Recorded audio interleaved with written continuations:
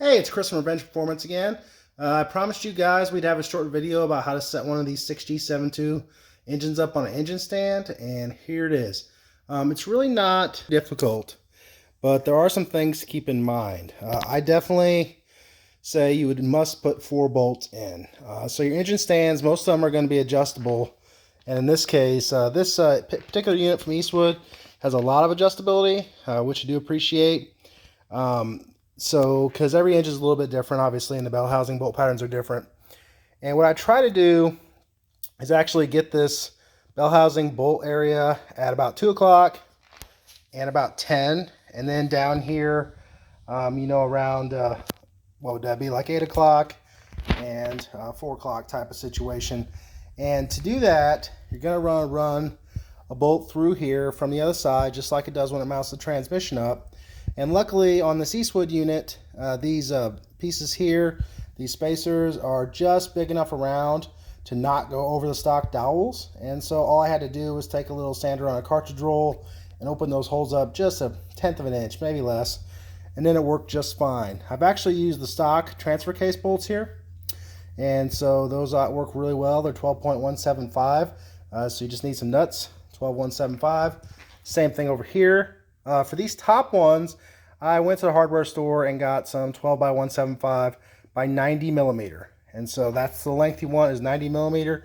You can use your longer transfer case bolts if you want, but they're really, really long. And you have to use, 1.5 inches of washers, and everybody's going to laugh at you like they did at me. So it's probably not the thing to do on that. I'm sure it weakens it a little bit too. But that's really about it. And kind of once you're happy with this, it doesn't have to look symmetrical. It's just not going to with the way they fit our engines and things. Just as long as you use quality hardware and you tighten everything up, you're going to be just fine.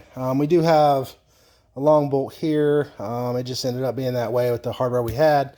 Obviously, we made sure that we have enough threads here that's not bottoming out on the thread. You do want to tighten these pretty decently to the engine. Last thing you want to do is hurt the motor. The reason we don't use the bolts at like 1 and 11 o'clock is because we're going to have to take the heads off this engine. And so to do that, you have to take this thermostat housing off. And it's really hard with your, if you have an engine stand mounting in this area. And it's almost impossible actually to get this past these turbo coolant lines. And so I don't like to do that. But you still need 4 bolts. If you try to do 2, it's going to be very unstable, and you could possibly cause some damage. So far this Eastwood engine stand seems great. We did have to touch up one weld on it. If you check out our Instagram, you can see that. We also like this Sunex drain pan we got for this engine stand here. As you guys that have ever had your engine out know, they'll leak forever. And so unless you just got it back in the machine shop and it's been completely cleaned, it's going to leak oil no matter what you do, and probably some coolant too. So there's really nothing you can do about that. And so without making a huge mess on the floor, this drip pan is really nice. I really like that. And so all you really do too is you need to make sure it'll fit between the legs on your engine hoist here. You can see we made a little bit of mess coming out of the oil cooler lines here before we got the tray down, so we'll have to clean that up. But you basically set it up like this, and once everything's tight, you can go ahead and lower your engine hoist gently until you don't have slack on, or you have some slack. We can see here we have some slack already. And at this point, we can go ahead and take the mount bolts out.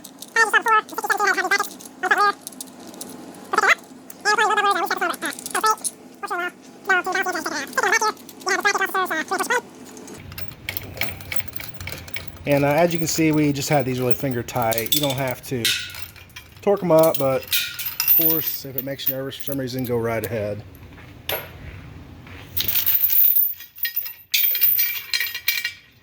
So we're just going to hang that there. If you have a really nice powder coated engine, probably going to want to take a little more precaution than I'm doing right now. That's one reason that we are more of a,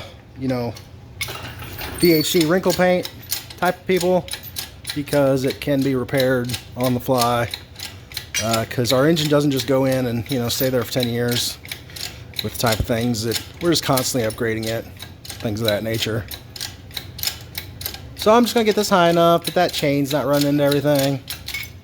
And then we're going to back this up.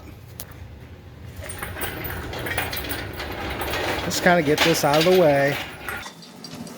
One thing I always harp on is lower your engine hoist immediately when you're not using it, because they make excellent eye gougers, and that's kind of the last thing you want to run into.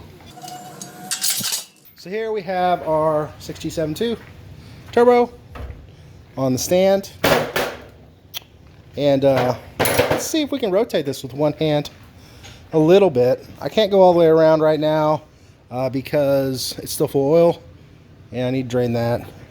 Another thing to be cautious of when you rotate these things, if your bolts are a little long like this may hit. So I may have to cut a little bit off that bolt actually. So it looks like you just crank it this way. Actually, cranks really easy. And so like we said, now we can get perfect access to all the turbo and header equipment without having to just flop over like they do most of the time. So far I'm really digging this.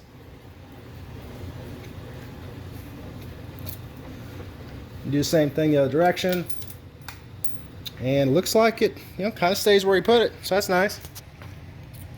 Same thing on our rear header.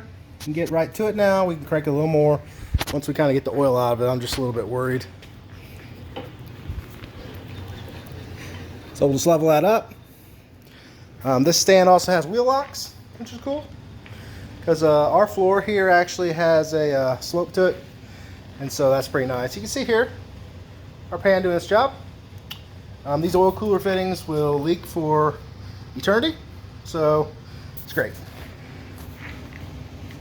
So thanks again checking out our video. As I mentioned, it's really not that hard to put your 6G72 on the engine stand, but first couple times I did it, I was kind of worried about it, and it's kind of hard to find any forum posts or anything like that about it. And so we just want to show you how we do it, and it's worked for us for years. Just do those 4 bolt holes. Don't try to get by with 2 or 3. You're going to have some problems. And so far we're liking the Eastwood engine stand.